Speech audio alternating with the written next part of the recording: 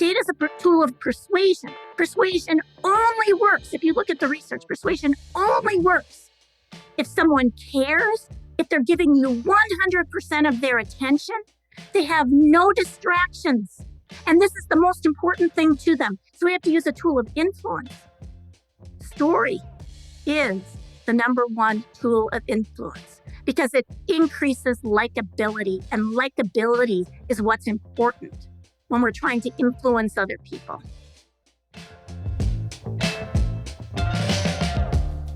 Hi, Laurie. Really excited to have you on the show. Welcome. Thank you so much for the invitation. Excellent. So let's dive straight into it. So to begin with, what do you think are the most common problems in business decision making? I actually think there are 6, but the first one is probably the biggest to me. So I'd like to kind of go back in history a little bit.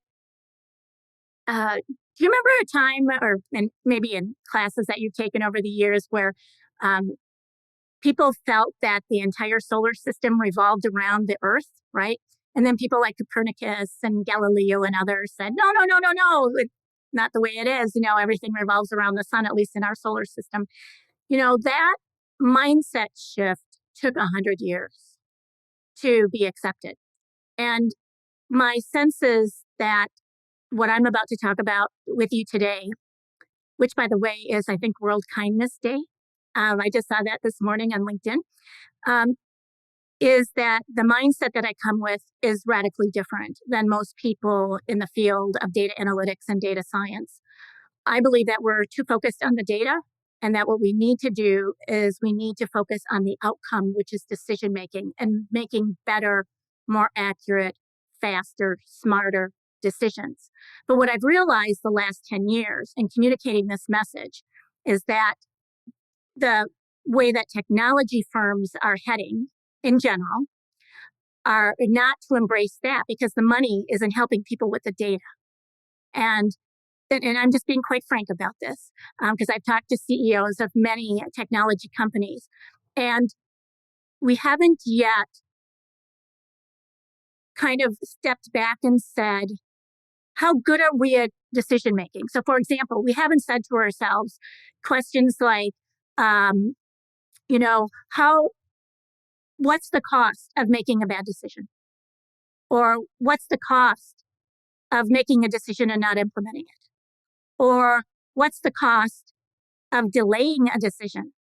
Or what's the cost of sweeping it under the rug?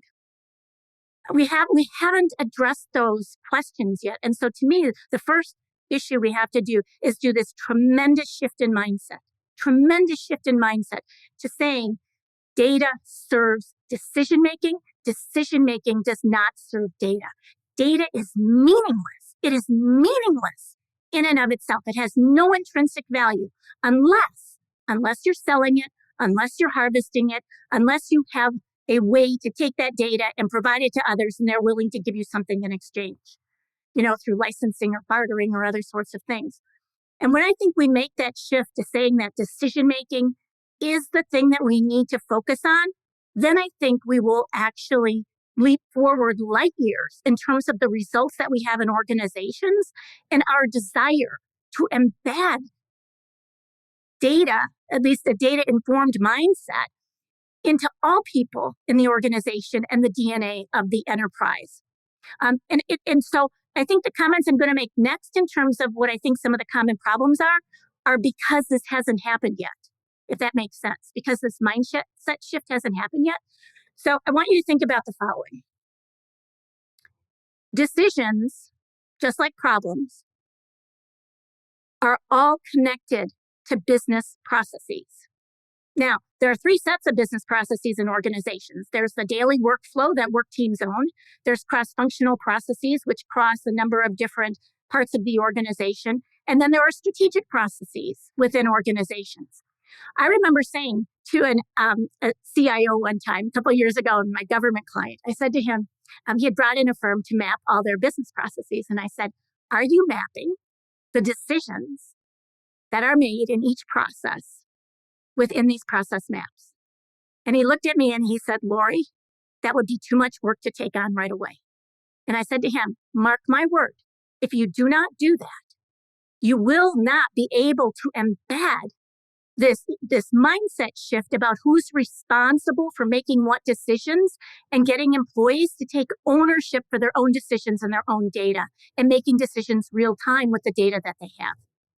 And I think that's where most organizations are today. I would venture to say that if I went into any organization or I said to anybody who is listening to this right now, and we're taping it in advance, so I can't do that. How many of you have mapped the decisions to the business processes so you know where decisions are made and who should be involved? Nobody would raise their hands. That's just me. That's suspect. I don't know what you think. Instead, what we're doing is we're kind of separating data analytics and data science from the organization. We're making it like add-on work. I just put out a post this weekend and I said, what sorts of decisions are best served by data analytics and data science?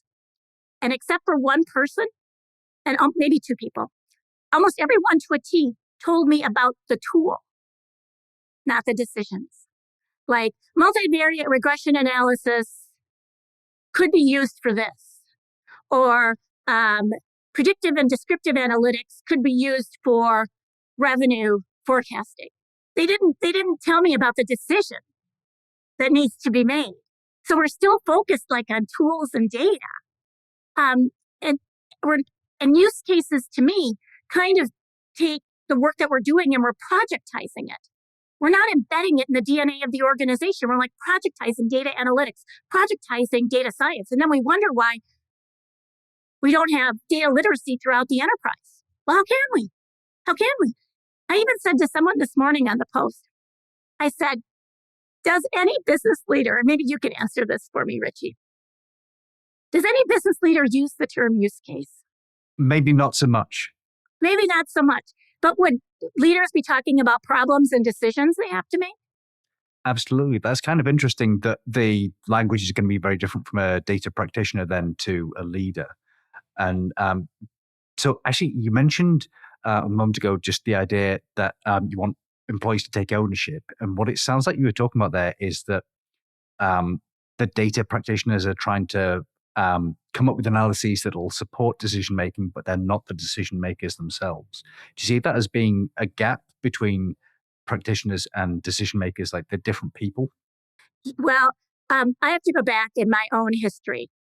So in the late 80s, I used to supervise groups of statisticians and organization development consultants who would go into organizations and try to improve the quality of various businesses. That work is not much different than what people are trying to do today.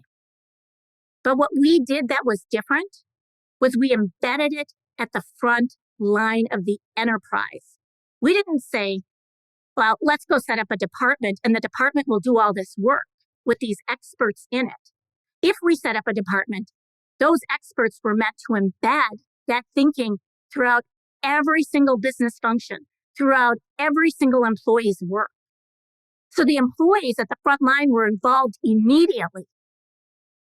Give me an example of an organization today that's done that in data analytics or data science. So sort of bring everything to the front line, you mean? First, without setting up a chief data office, without setting up a data analytics function, without setting up a data science function. Because what I see is kind of the opposite. And I've talked to a lot of people. I've interviewed lots of people around the world about this. They'll say what happens is one person gets hired into an organization to do this work. And then they go to the C-suite and say, there's too much work for me to do. So I need to hire a few more people. Then those few more people say, well, but the work has specialties within it, like data management or data strategy or data quality. And so now we need to create these like little mini functions under this little bit of an umbrella. And we start growing this function. We're not thinking about embedding it at the front line of the organization. Okay.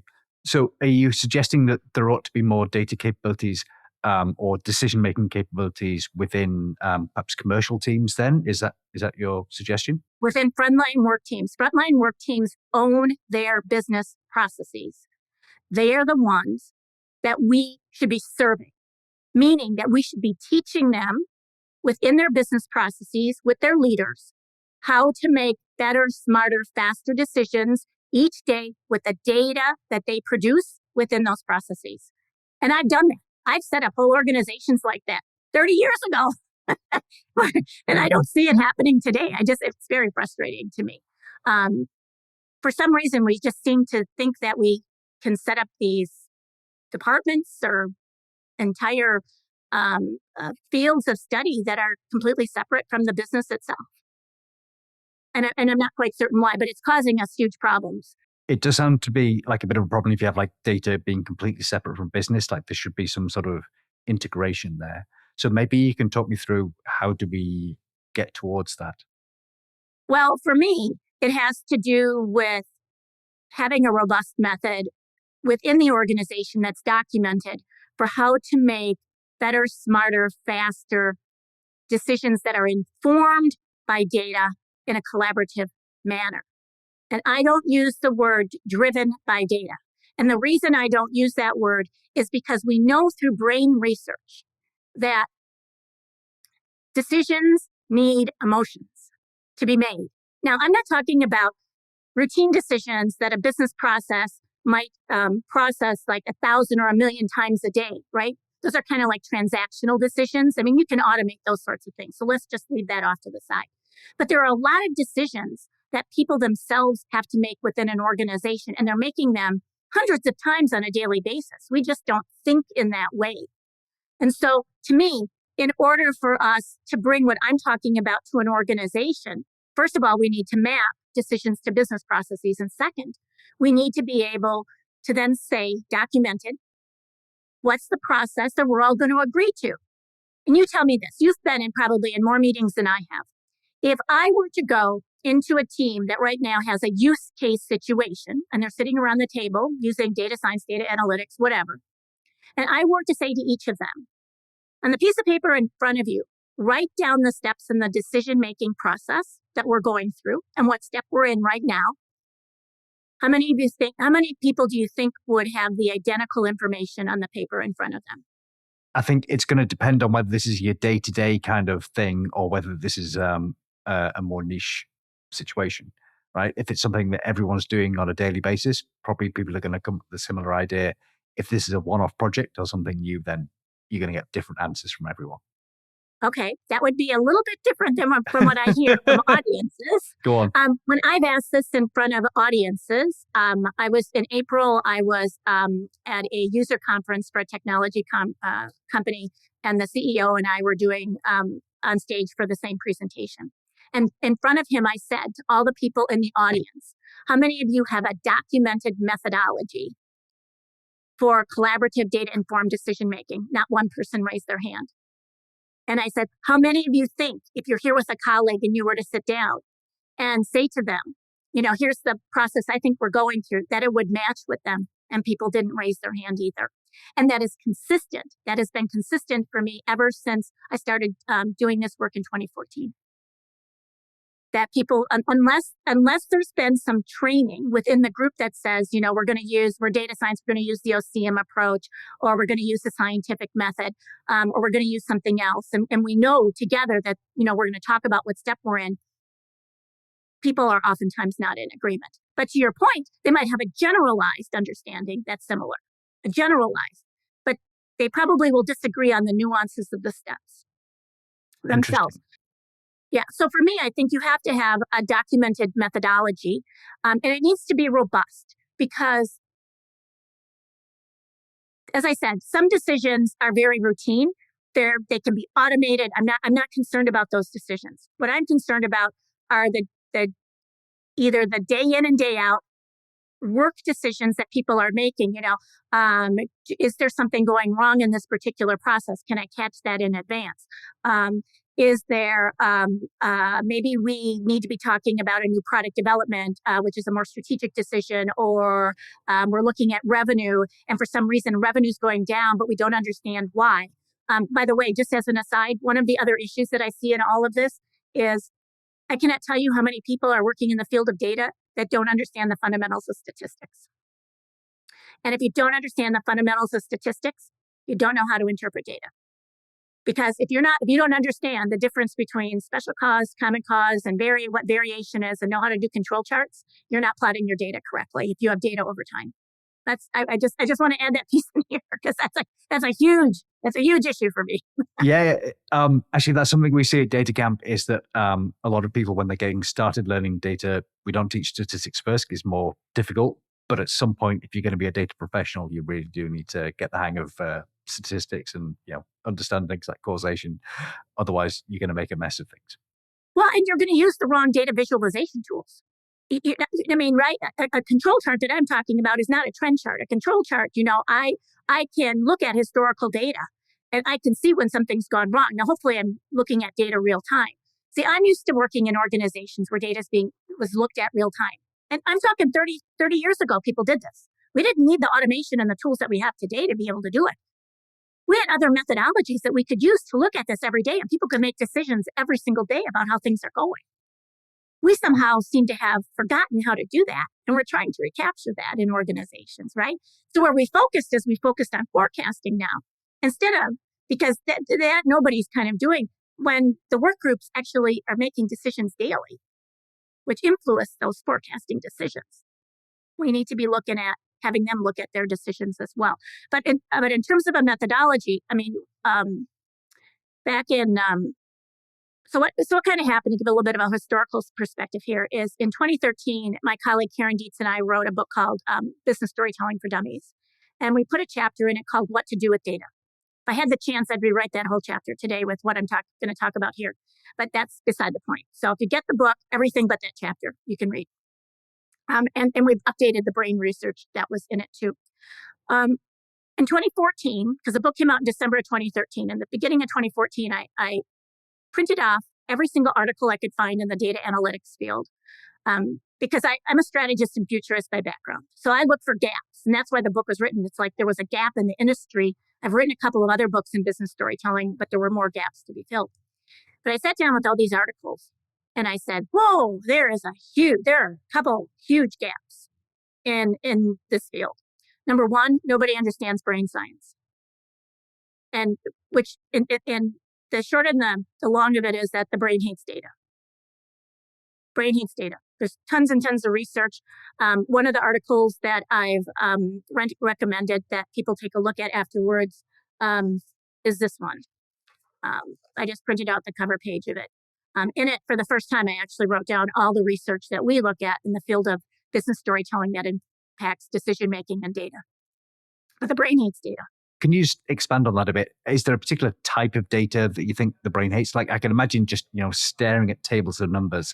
No, That's the brain experience shuts down immediately. The brain shuts down. Literally, when people say it goes in one ear and out the other, they are telling the truth. Okay, but something like visual data, that's a little bit more. I mean, no, you see an image, then... No, data visualizations are still data. The human brain prefers narrative story with no data in it. Okay, go on. Talk me through this. Let me give you a study that talks about this. And it's been done, replicated over and over and over. And if people have heard me before, they've heard me talk about this. So I want you to imagine that we're all part of a research, and we're in college, because this is where this research has taken place. So, we're students who need to make money. So we sign up for these science experiments, right? And they're going to pay us at the end of it. And the gist of what happens is not important, but what happens at the end of the experiment is really the true experiment. At the end of the experiment, the group is divided in three. The first group gets in an envelope 5 US $1 bills and a letter. That letter is a story about a little girl in an underdeveloped nation who has no clothes, no food, no education, no lodging. Would you please donate? The second group is given an envelope with 5 US $1 bills and a very different letter.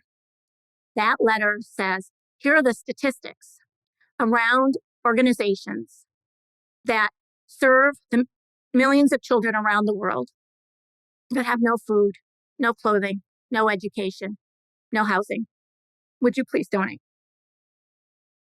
The third group has given an envelope, 5 US $1 bills, and they're given a combination letter. The story about the little girl and the statistics about the organizations that can serve her and others like her. Would you please donate? And the question I ask everyone in workshops and keynotes that I give is, which group do you think gave the most money?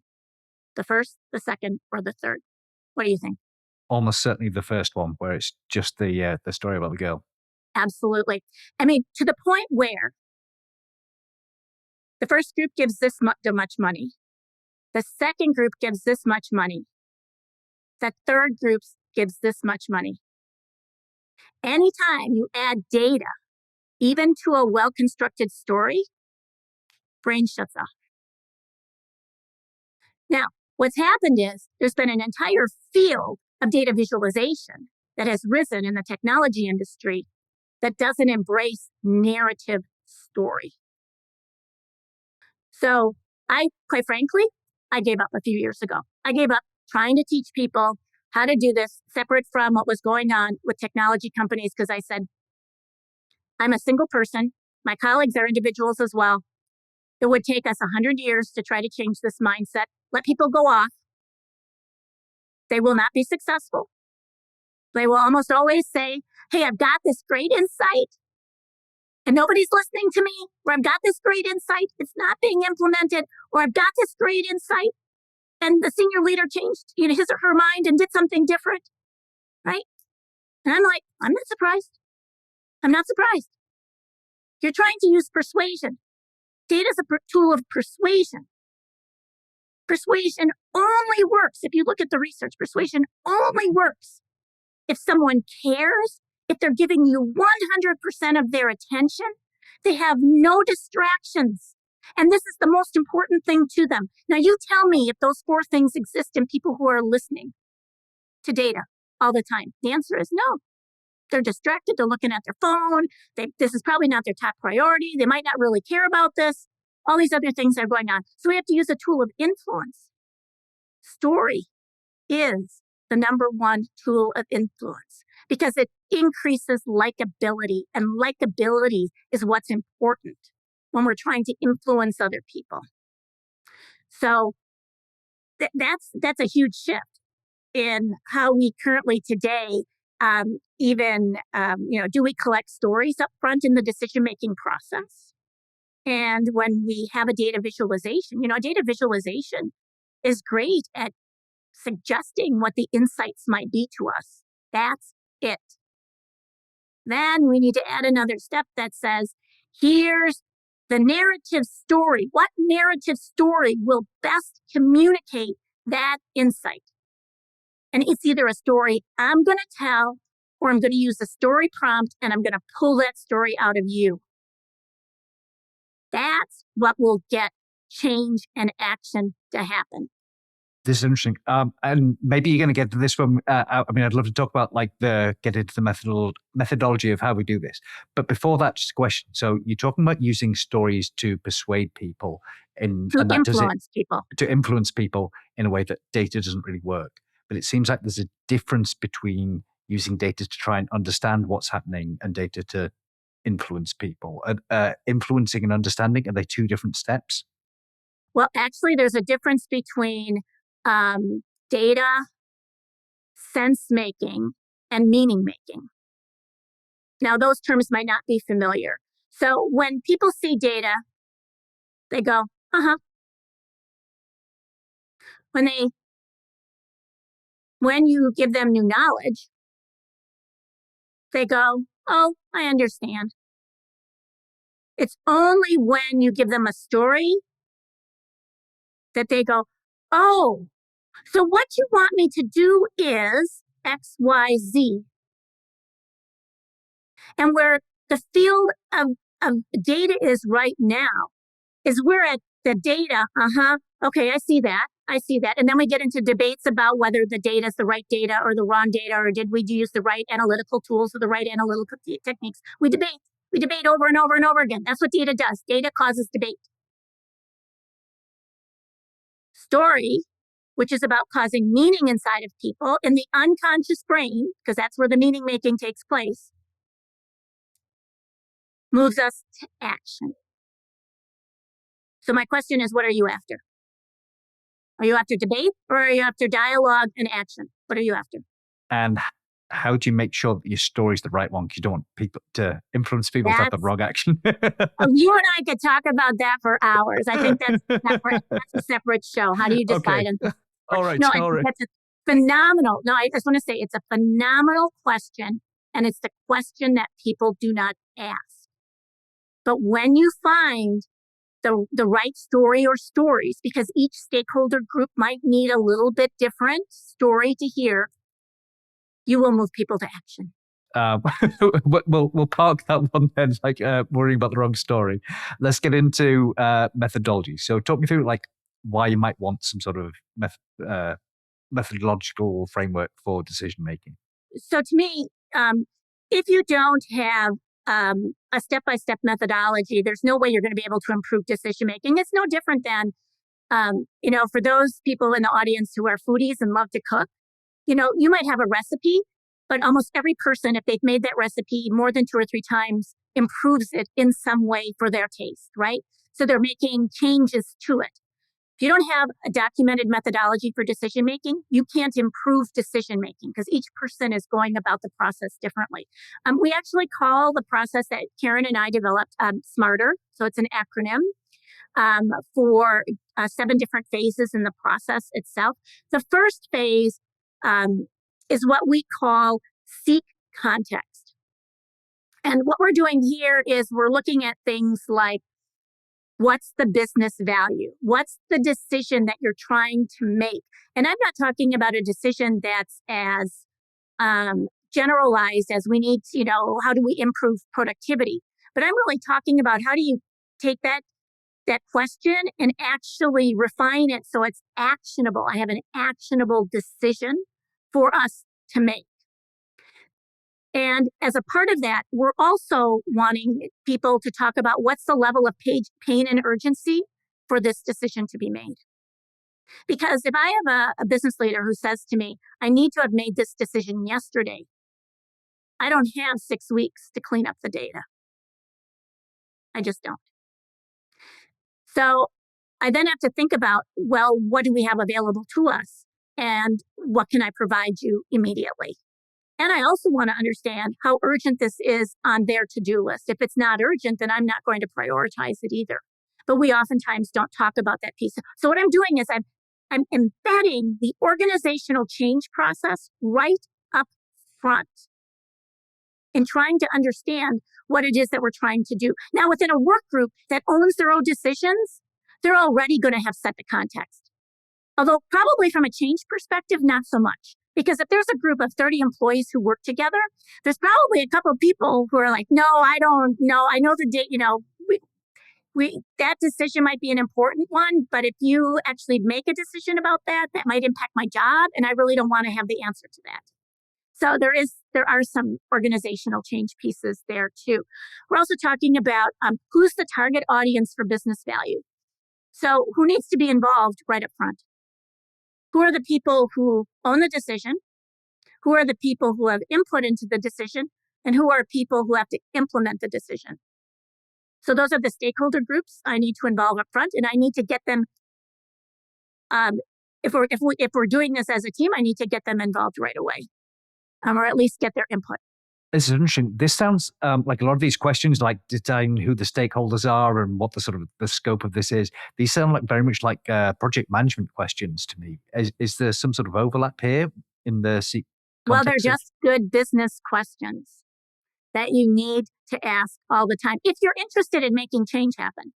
And are there any common mistakes that people make at this seeking context stage? Yeah, they skip it.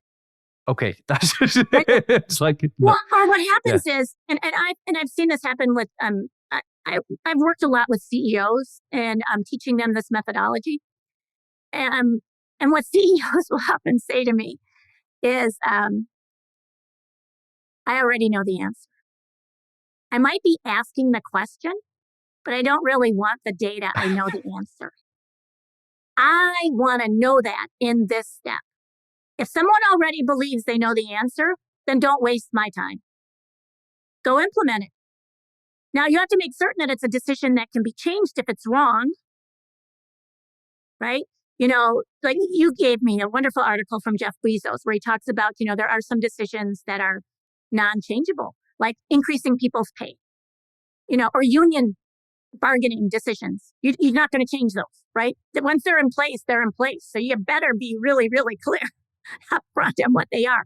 But if I have a business leader who's bent on this is the way it needs to be done, and I'm having you give me the data because everybody tells me I have to do this over here, just go do it. Go do it. Now, maybe I'll make a pact with them, and I have done this with business leaders. I'll say, and this is going to sound funny because this is just me, I'll say, pinky swear with me. You think you have the answer. Give me 3 days. Give me 3 days or give me whatever, 1 week. Can you hold for 1 week? Let me see what I find in 1 week and I'll come back. And then if my answer is different than yours, will you be willing to listen to the insights that I find? Yes or no? If they say no, I say, just go ahead and do it. But that's what's different. And that's one of the mistakes is that we skip this conversation. Okay. I'm now really curious as to whether doing a pinky swear with a CEO actually works. Yes, and for me it does. I'm a woman. I'm sorry. I have really good relationships with the CEOs I've worked with over the last 35, 40 years. But I'm just saying, it's kind of like it's this, well, how do you say to a business leader, because it has to be funny. It needs to be a little humorous here, right? Like humor me. I might even say humor me. What if you were wrong? They might say, Lori, I'm never wrong. Yeah, well, maybe you were once in your lifetime. Can you afford to be wrong right now? That's that. Can you afford to make a wrong decision? Can you afford to be wrong right now? And can you wait a week? Can you wait a few days? Can you wait a little bit of time and have me get you some, an insight and see what I find? But that's predicated on a mindset that says the decision is more important than having clean data. The decision is more important than having all the data. See the difference in this? So a little bit of a shift. Absolutely. So definitely you need to make sure that there is actually a decision there. All right. So that's S in seeking context. What's the M in smarter? The M is manage the data. So really it's all about collecting and organizing data and answering the question, do we have the right data? I think the hard part for people here is going to be that intuition is a form of data. And you probably would have gotten a little bit up front from whoever is the stakeholder, but you need to listen to people's gut and what their gut is telling them. If you tell me, which is what people do, that we have to take all intuition out of this, then what you're saying to me is tribal knowledge does not matter and tenure in the organization does not matter. That your learnings over time or your gut feel makes no difference. All of us in our life have examples of when our intuition has served us well or when we haven't listened to our intuition and it's served us badly. I want that data. So you can take this tangible data that everybody who's on this video uses, and I want you to find out what this is, and you need to merge them together. Nobody's doing that right now. Other than the people, I've done lots of workshops over the last 10 years. So people that I've trained, I pray and hope that they are combining those things together, but I don't know of any decision methodology that combines those two things together. Okay. That's interesting. All the Bayesian statisticians are probably putting their hand up right now. Right? Yeah. I get it. And they're going to scream at the next phase of this process as well, which is assure confidence. So we've got seeking context, manage the data, assure confidence.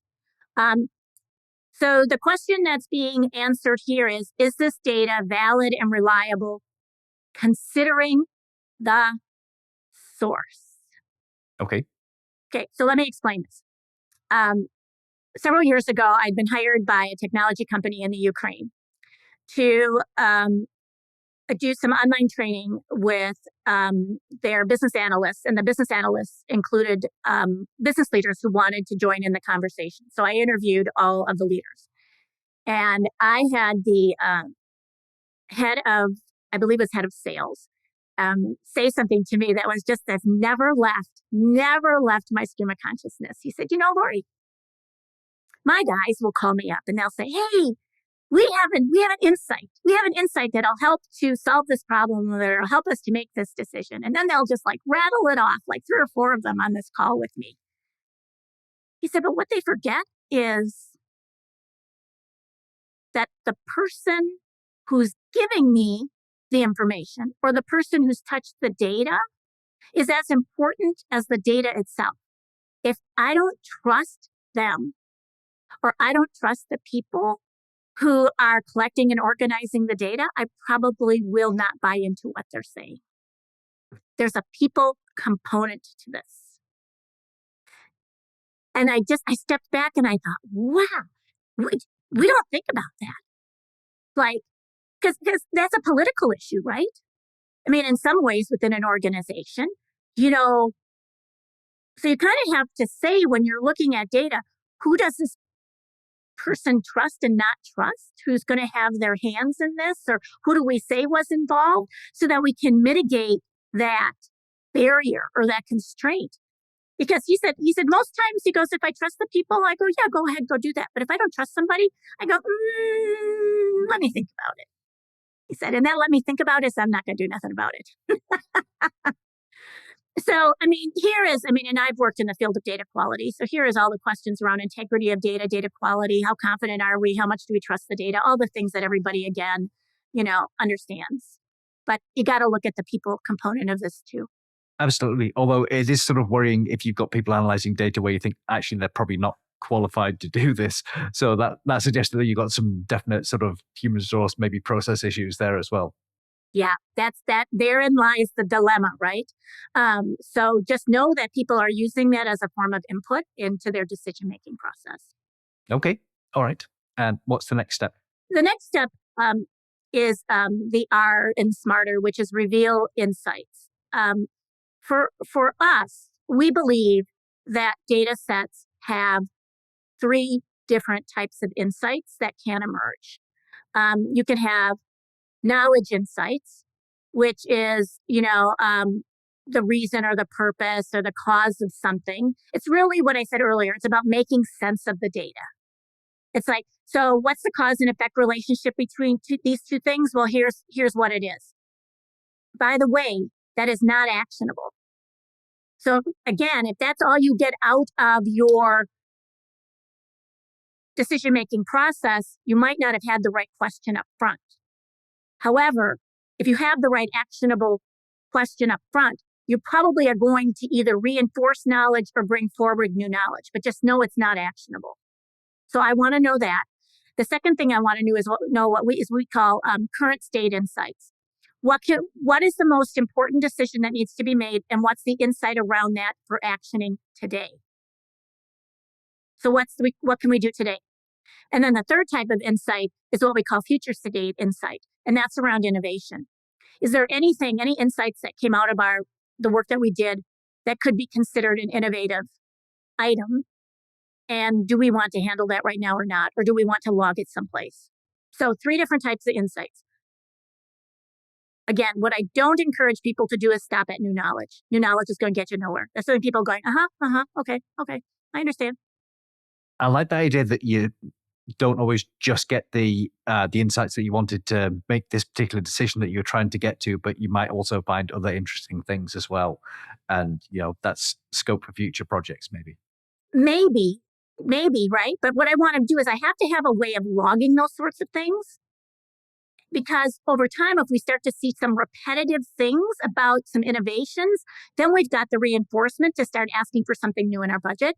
Or we've got the ammunition to say we need to reframe what people are doing, or we need to put some, a team together to explore this in a little bit more depth, because we're seeing this too many times, right? And so we don't want that to be lost. But I think that the real issue becomes is that the current state insight, the change we want to make today, has got to be related back to the question from earlier. That's the meaningful insight.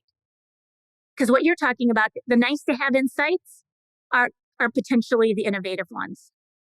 So we need to know how. So it comes back to a question. If I can now deal with the question that you asked earlier, because in the next step, this will become important. How do you know which story to tell? It's around the insight you're trying to communicate. Okay. I mean, and so at least that's the first cut at it.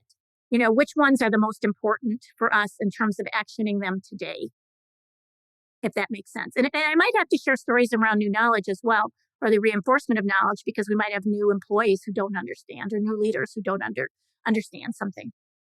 Okay, so you've gone from insight to we're trying to turn this into a narrative now. The narrative actually happens in the T in smarter, which is taking a stand. But that transition is happening. So to me, what we really wanted to do with people is to separate getting the insight, which is where data visualization can be extremely helpful, and where you kind of need to know statistics. It's going back to earlier, using the right tool to visualize the data. That just gets you the insight. That's all it does. And it can get you multiple insights. When you go to take a stand is when you're starting to tell the narrative stories. And that's where you're getting people. And we say take a stand because this is where people need to make the most important decision. That's what you're driving for, and you're driving for alignment around that decision. So there's an actual step for that. And then the E and the R of smarter are actually quite interesting, because this is going to take you back to your earlier comment. Oh, this feels like project management. The E stands for how are we going to execute the decision? And the R for when we execute the decision, how are we going to collect data on the results and relay those results to show how successful we were with that decision? So it's kind of bookended in your nomenclature by the beginning of what you call project management and the end of it. But to me, those are part of organizational change. They're not part of project management. If you want to make a change happen, you need to do the front end and you need to do the back end. It's not enough to make the decision without us then saying to each other, okay, how are we going to make this happen? Who's going to be in charge? What's the plan going to be? Do we have the resources? Because, that's the next thing. We could come up with the most brilliant of current state insight and then realize we don't have the resourcing to do it. And that can happen at a work group level. It doesn't even have to happen at a strategic organizational level. It can happen within a group of 5 people. And then they're like, crap, now what do we do?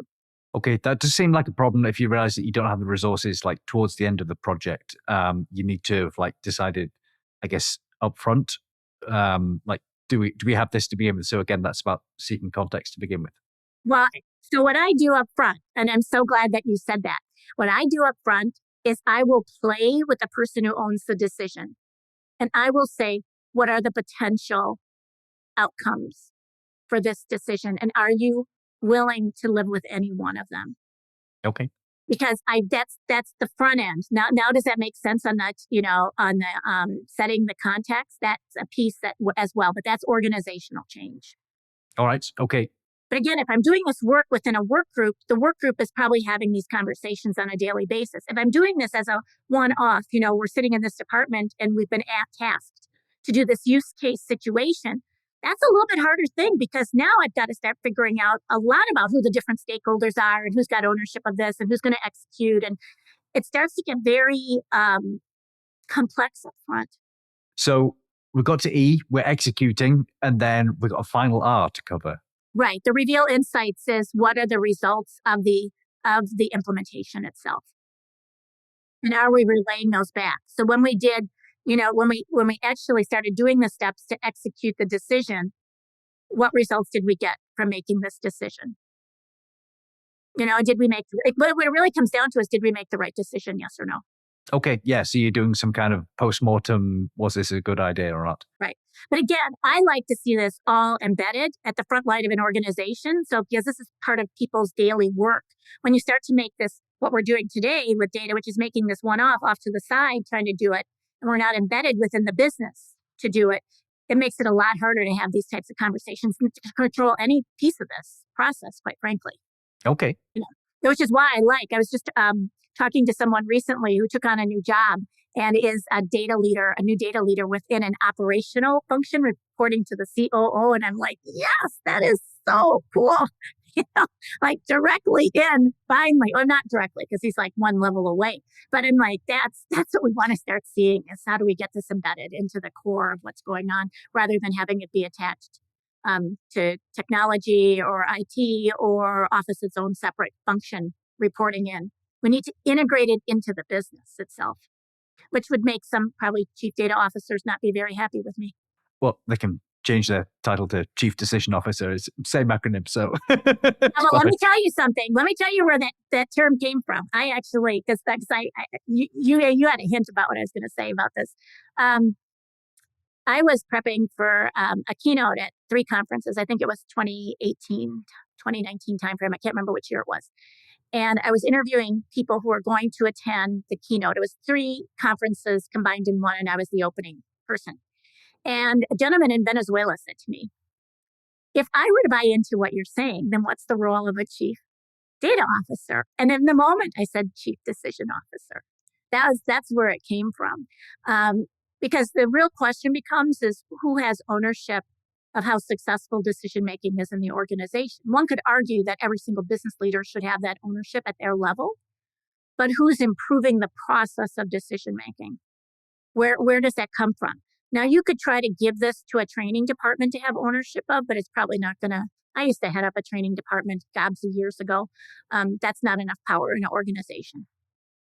It needs to be someplace where someone can say, this is the process we're going to use, and it's robust. So you're going to do all 7 phases, but the steps that you do underneath them might differ, or you might quickly go through them. Like if you only have 2 or 3 days, you got to figure out like where you're going to place your time.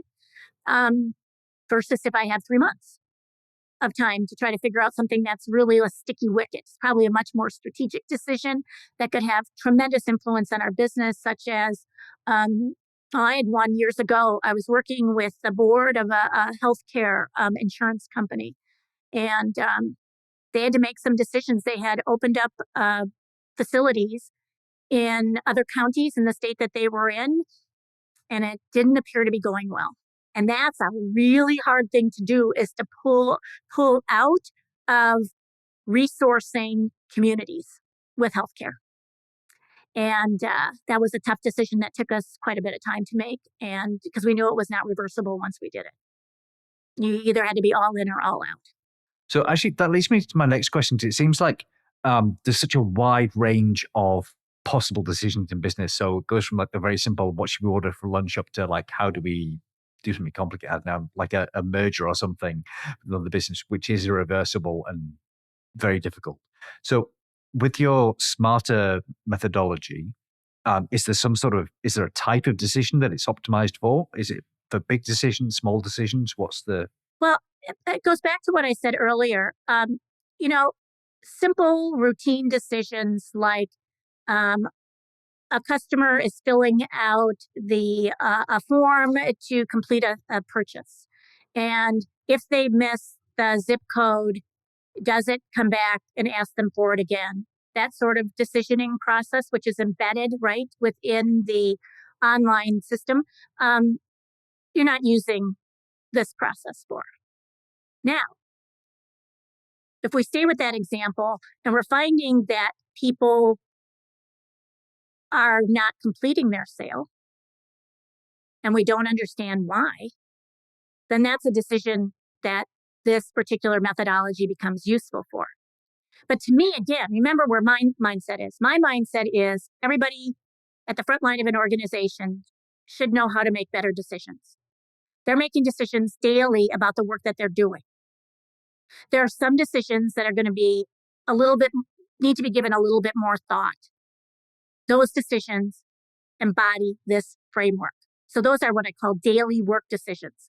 Decisions that cross functions almost always need a methodology like this because there's too many stakeholder groups and too many people that you've got to kind of bring together and align on the decision. So, things like new product development, for example, might require, a cross-functional group to study whether or not the data is showing us that we should innovate in a particular area. I'm not talking about actually making the new product, but the decision-making. I'm a strategist. That decision-making process in front is a really thoughtful one that we have to do. And then there are other strategic decisions in an organization where this methodology is absolutely critical for. Decisions on policies, are we going to follow regulations? How closely are we going to, come to skirting legal issues? I mean, those are the realities of working in the C-suite. And you really have to think, long and hard, and you need some sort of methodology to follow so that you know that you're covering all the steps. The interesting thing is, Richie, I've been going through all my files since I started working in, oh my gosh, in the late 70s and early 80s. And the very first article I wrote on decision making with a decision making process in it that I developed with a C-suite group was in 1988. Okay, so it's been being refined for a while then. Yeah, it was kind of like, when I went through my files, I'm like, oh, I got to keep this article for posterity.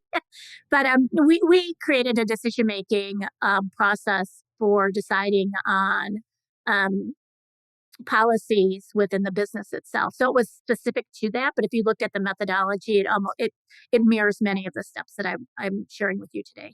So it does sound like there is sort of, from what I'm hearing, there are two cases where this methodology is really important. First of all, is if it's a high risk decision, like there's a lot of uncertainty, particularly like you gave the example of if you've got several different teams involved, or if it's high impact, this is something like the C-suite's involved with, and those are where having that methodology is going to give you a bit more reassurance that things are done right. Right, but I see it being used at the frontline level. I don't want you to dismiss it with daily work.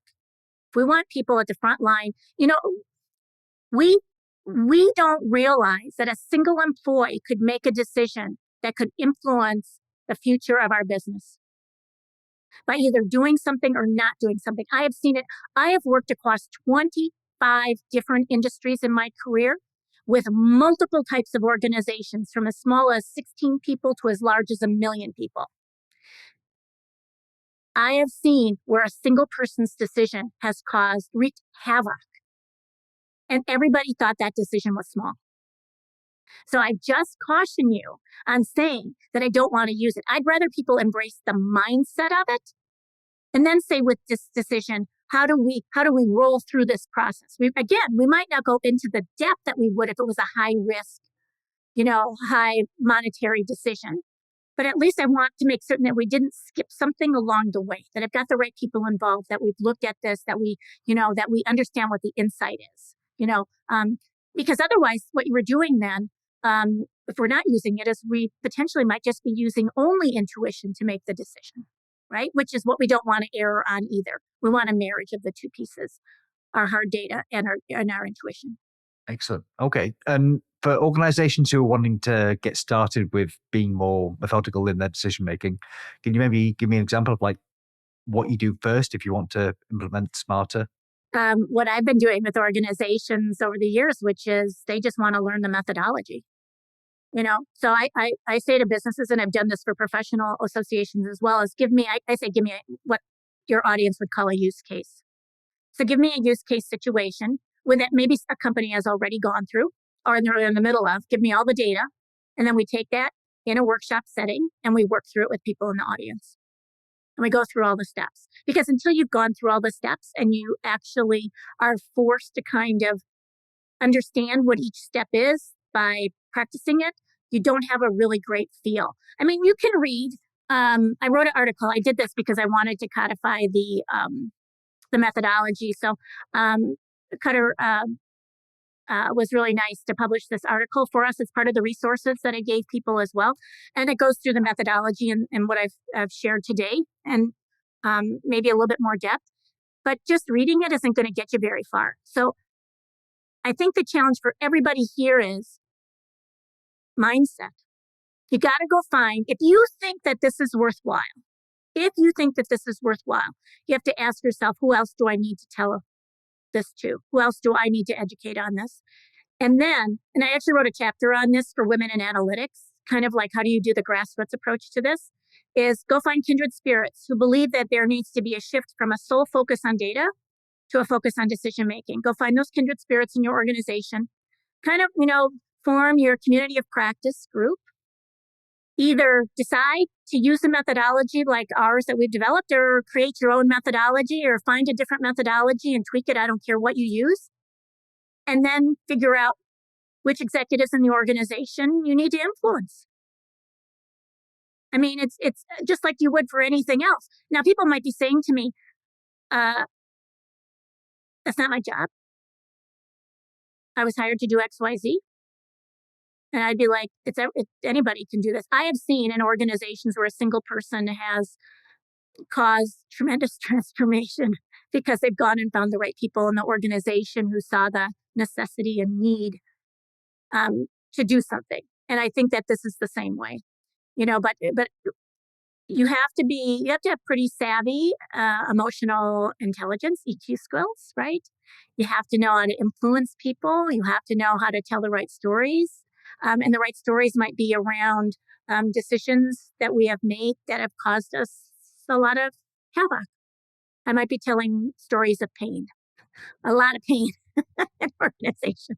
Yeah, certainly if you're not good at making decisions across your organization, I'm sure it's going to be pretty painful, and certainly getting people to change how they're making decisions, any kind of change management stuff like that, it's got to be pretty brutal. Right. But I think that even more so, we don't want to admit that we're not really good at decision making.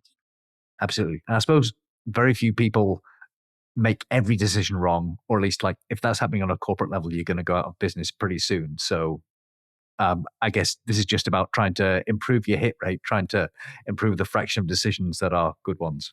Well, and I remember very early on in my career, the first CEO that I worked with when I was a consultant, so this would be 1988, I said that the beauty of it was that he walked in one door of a meeting room with the executives in his business, and I walked in the other door of the room. I was the new consultant that they had hired. And he said to me, because the business was a cash cow within the larger enterprise, huge cash cow. They were taking money out of it left and right and had for years. And he came in as the new CEO to tell them that they were about to go under, that they were no longer going to be the cash cow. He figured they maybe had 3 to 5 years, maybe 3 years, but that they were going to plummet and that they were going to lose everything. Now, how do you tell that message to C-suite, people who've been successful, right? And when he and I met separately for the first time, he said, "Miss Silverman, I just want to let you know that for most CEOs, if they get a decision right, it's dumb luck." He said, "We can't use dumb luck anymore. We can't rely on dumb luck anymore. We have to be much more methodical and rigorous." And we were in his organization, but we still could not move fast enough. And he was correct. We downsized that business tremendously. And I worked with them for almost 5 years, tremendously, because they took huge hits. And it was but at least he saw the handwriting on the wall and was willing to do the hard work within his enterprise, given what I'm talking about today. Okay, yeah, I certainly agree. Dumb luck is not a great strategy for decision making. No. So perhaps you could talk about what skills you need then in order to get better at decision making. Well, I think that once you have a methodology, you don't have to know how to do the steps within the methodology. You just have to know how to facilitate the methodology with other people and teach it to them, right? So, and who are experts within the organization that you can draw into each phase of this process to help you. So first of all, it's having a methodology and knowing it and being able to articulate it. Second is the ability to facilitate other people learning it and facilitate individuals and groups going through the various phases of the process, which requires pretty strong consultative or communication skills. The third thing you're going to need is strategic thinking skills. And most people don't think about this in an analytic process. See, they think everything about decision making is analytic. It's not. It's very strategic. The first part and the back part of this, and even what you talked about, what story do I tell based on the insights I find? That's a strategic decision. It's not about breaking things down into parts. It's about going back and seeing the whole. So I have to understand strategic thinking. And then I would hope that people would learn narrative business storytelling, because it's going to serve you well. And when we created this methodology for every single phase, Kieran and I wrote down what storytelling practices fit into every single phase because we know that they do. And so when we teach it, we teach those skills along with it. So it's learning that as well. Okay. Are you able to give me an example of what one of these narrative, the business storytelling practices is? Sure. So for example, people like to ask questions. The way the human brain interprets a question is it pauses because you're asking for information and it screens kind of politically what someone wants to say and what they don't want to say. However, if I ask a story prompt, tell me about a time when XYZ happened, or tell me about the worst case situation when, and I ask for a story, the brain does not filter. And when people tell the story, 99% of the time, they give far more information than they ever planned on disclosing. So it's a good way to get information out to your colleagues. Excellent. Exactly. So I even, in fact, I'm going to Brussels in December. This will be coming out after that, I understand. But it's to teach business storytelling skills to a group of people in Leuven, Belgium, about how to use that technique and how do you listen to stories differently, because that practice in and of itself will serve you extremely well. Because if you can pull the stories out, you might use those stories later on when you have your insights. But now you know them. And it's also a way to very quickly gain likability and trust, is by asking people for their stories. So one thing that I think you mentioned, like before, you were talking about having like cross-functional sort of things. And I always find when there's lots of people involved in decision making, it can get tricky because people disagree on things. So maybe you can tell me a story about this. Do you have any, how do you deal with disagreements then? How does the methodology help you there? Well, there is an excellent book that Robert Cialdini wrote a few years ago called Persuasion, which is what sort of influencing techniques do you need to do before you get people together into a room? And how do you make good decisions about who are the right people to involve in the decisioning process? So let me give you an example that he has in his book, because it seems so small, but it's actually very powerful. So the example he gives in his book is of let's say you hire a repair person to come to your house. Maybe your refrigerator or something's broken. And that person, they come in and then they look at you and they go, "Oh, I'm sorry, I forgot something in my truck. Is it okay? I'm going to go out the front door. Is it okay if I just leave the door ajar? Because I'll kind of come right back in." You saying yes to leaving the door ajar actually increases your trust in them. And you're more easily influenced by what they say and do next, because you already gave them permission. That's like, so there's like these other sorts of like techniques and things that you can use to actually put people in a state of mind that gets them to be more receptive. And so just walking into a large group for me, is tantamount to risk. That's high risk. I need to know a lot of things. Either I need to have had discussions in advance with the person who there's almost always one person who owns the decision. Does this person want to make the decision by themselves? Do they want to involve other people? If they want to involve other people, who are the other people who need to be involved? Who are the people who are going to execute the decision? What if they don't want those people in the room? I have to talk through all of that with them in advance. So I have those conversations. I'm always with the primary decision owner. I'm tracking with them throughout this entire process. So we don't get to a situation that you're talking about in a group meeting. Now, remember, a lot of time, the debates and the arguments are because people are showing data. Data gets debate. So you have to start thinking about how do you revise your presentations so that what you're not showing people is data. How do you start to incorporate narrative business story so that you start to get people aligned? That's a different way of approaching this. So remember, your question comes from showing people data visualizations or from data. At least I'm assuming that. Yeah, I was trying to think. We went around in a few circles there. Yeah, so I think what you're trying to say is like you need to make sure that there is an actual single decision maker for any decision that has to be made. Like you need some kind of hierarchical structure there, because if it's a group decision, then it's just not going to happen. No, it can happen within a group if a person chooses to be collaborative, but it's just like when you have business processes, you have process owners. Those process owners own the decisions within those processes. But I still want them to be collaborative. They have to involve other people. That's why you have to map the decisions to the processes. Because if you don't map them, you don't know who the people are. So then, of course, you're going to ask me this question: who do I involve? Well, what process is this decision related to, or what set of processes is it related to? That's going to be my first question to you all the time. And then, who are the owners of those processes?